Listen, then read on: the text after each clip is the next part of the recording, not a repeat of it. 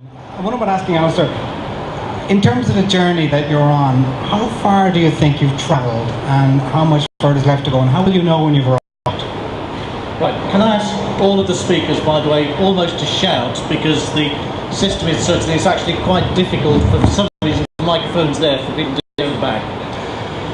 Okay, I don't think there is an end point, because there will always need to be a greater drive for value for money. What's value for money, what's good service today will be acceptable tomorrow, will be inefficient the day after tomorrow. I think we've made good progress in Scotland. We've got the broad landscape, I think, correctly structured.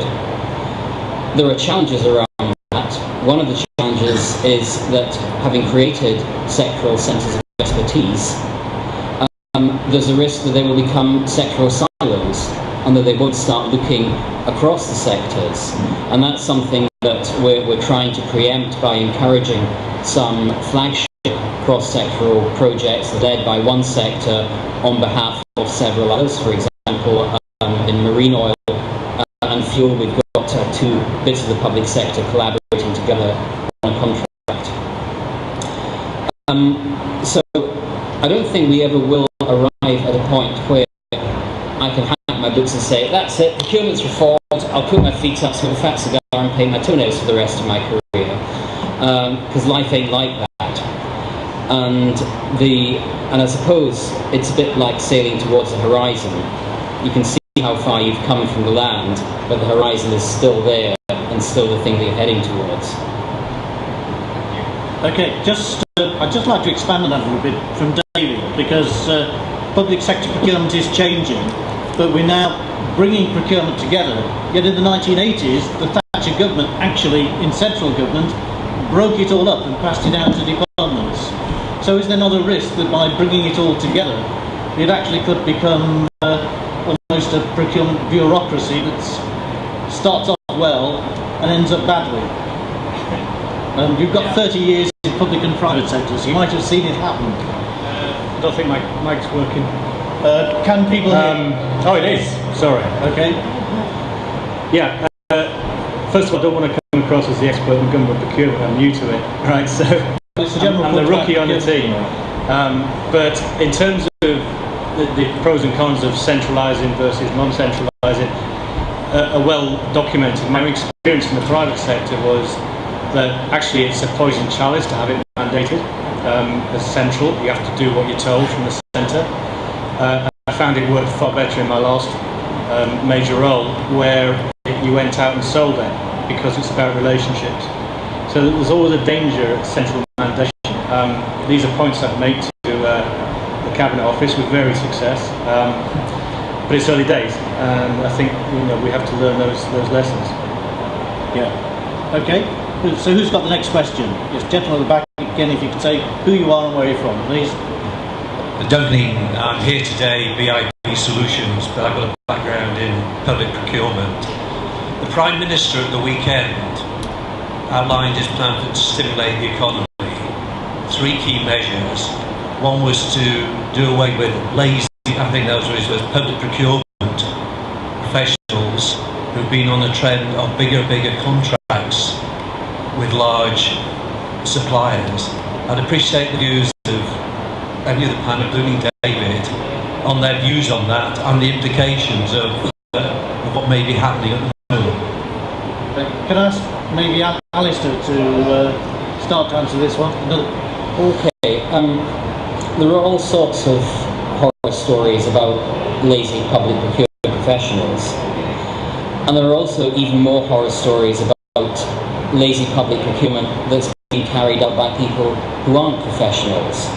I think this question links very much back into your last comment, Colin, about the centralising, decentralising. I see almost a two-phase approach, where the bigger high-value, high-risk procurement exercises need to be managed, and need to be managed very tightly by people who have got the strongest skills. but there's an awful lot of procurement that happens and will go on happening that's not high value, that's not high risk, it's actually fairly straightforward. It's a case of keeping within the laws and minimising the risk of challenge. And I don't see there being a particular reason to centralise that. And that is where the real, the horror stories of lazy procurement can emerge, and where you get the stories that, well, I could buy this paper cheaper down at Tesco and I can through a framework contract.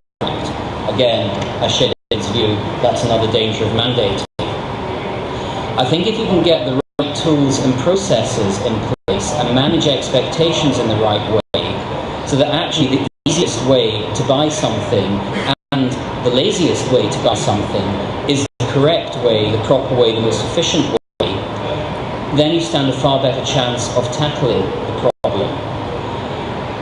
I think constantly beating the public sector over the head for inefficiencies, lazy public procurement, I think that will very soon get counterproductive.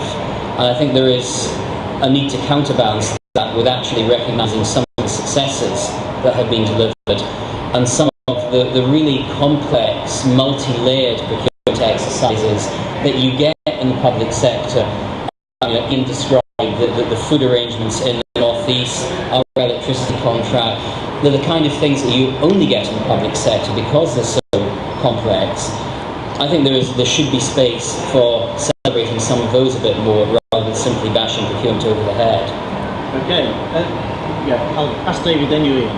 David, are public sector procurement professionals lazy? I think Alistair's covered my point. I just want to add one thing though, and it's something I mentioned in my presentation, that we need to be better at selling ourselves, and we're often the target because we're not out there selling ourselves. And the whole area of large procurement contracts, to my understanding and what I'm starting to see, is there's a whole part of that which is about change management. It's about being able to sell what you're doing, overseeing a program of change.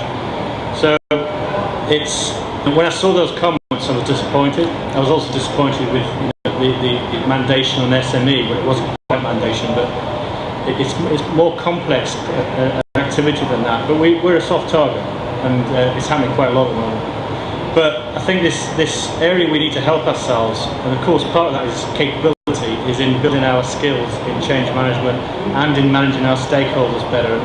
I'm playing the sort of devil's advocate on the ERG procurement group by continually referring to the fact we've got to keep managing our stakeholders. If we don't, we're just seen as this isolationist, go-for-glory individuals. Okay. Thank you. Ian, you're keen to speak on this. Are you going to be defending the Prime Minister now? No.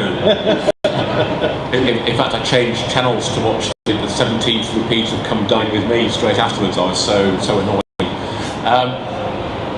Two reflections. One of which is, actually in local government, which I was just seeing the same thing as well, some of the big areas to spend that could genuinely benefit from more aggregation are not things we can be lazy. I mean, doing something relevant in adult or children's social services when you're dealing with national players, national needs, regional needs, is something that's incredibly difficult to do, and yet we're starting to buy that. So actually we should be almost praised, maybe not now, but soon, having made some fairly bold moves into some difficult areas. I think there's something about the SME agenda.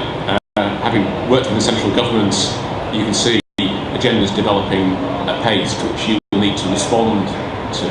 So apprenticeships were absolutely the right thing to go for. There's quite a big response to that. In many ways, I think what I've heard Alistair describing in Scotland and what we're trying to do in the North East is do some real development work with SMEs with real potential. So actually there's something about not being lazy, so it's maybe right there, not being just on the receiving end of more bids that probably aren't going to win through from SMEs with no hope of winning sizable contracts, but actually to spend time and effort working on those areas where SMEs and organisations have a real chance to prosper, and helping to make a success of that in a proactive way, rather than just hoping that we can meet some arbitrary government targets at some point. So I took what Cameron said as being a bit of a challenge, actually, and we should be responding to it with a pretty forceful response on all fronts.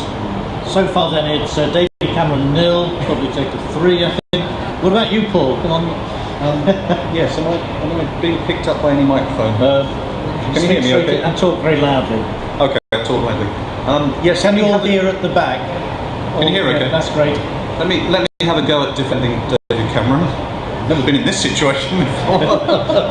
As a lifelong something else supporter. I didn't see the interview. I wonder whether the laziness actually is not related to effort or hours in the office, but maybe laziness of thought, which I think we're all capable of. We're all capable of drifting into, habitual behaviour based on a lifetime of doing things a certain way. And if there's one thing we don't need right now, I would suggest in the public sector, it's laziness of thought. So, and I talked about some of that in my presentation. I think the more we can be innovative, the more we can think about how to do things differently. I think Mr. Cameron has a very difficult job to do, and I, as a taxpayer, I hope he'll be highly successful in doing it. But maybe we need to give some new ideas, new thought to the way we do things. Okay, that's just about a one for David Cameron, so he's still going to lose the match, isn't he? Even if you, Rachel, agree with David Cameron. So, Rachel, I'm going to involve you in this.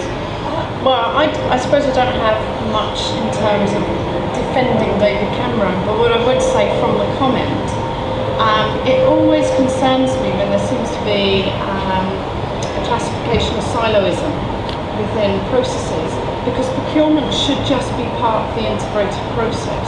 And the frustrations that procurement, a lot of the times we see, are because they're not involved early enough and creatively enough within the process that would enable them to do the more creative things that you're suggesting. So I feel it's a shame that somebody that high up would instantly go to the blame culture and look at the silo solution, rather than maybe ask the question, what about the process that procurement are embedded within to look at a creative solution?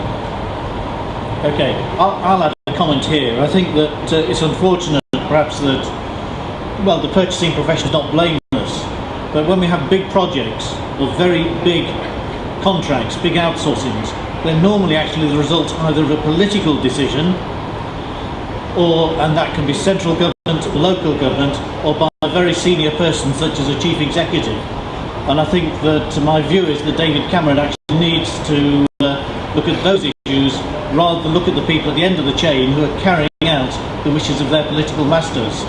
So I think it's the whole thing is very, very much more complex. The procurement decision making is very, very much more complex.